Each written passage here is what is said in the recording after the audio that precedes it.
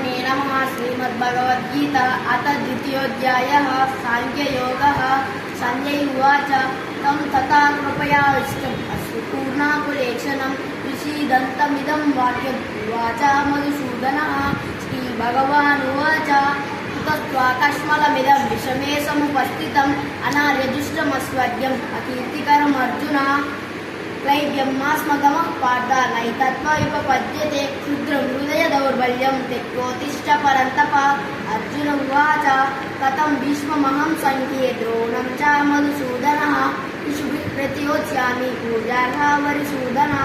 गुरूणि हत्वा हि महानुभावान् श्रेयो भोक्तुं वैक्षमपीह लोके हत्वार्थकामांस्तु गुरूणि हैव युञ्जीय भोगान् रुधिरप्रतिग्रान् न चेतद्विद्मः कतरन्नो गरीयो यद्वा जयेम यदि वा नो जयेयुः यानेव हत्वा न जिजीविषामः ते स्थिताः प्रमुखे धार्तराष्ट्राः।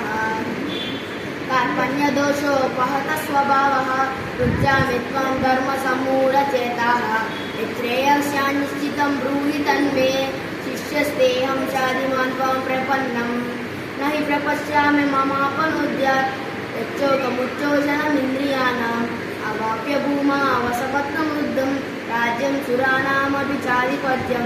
संजय उवाच एवमुक्ता ऋषिकेशं गुडाकेशः परन्तप नयोत्स इति गोविन्दम् उक्त्वा तूष्णीं बभूवः। तं उवाच ऋषिकेशः प्रहसन्निव भारत सेनयोरुभयोर्मध्ये विषीदन्तमिदं वचः। श्रीभगवानुवाच अशोच्यानन्वशोचस्त्वं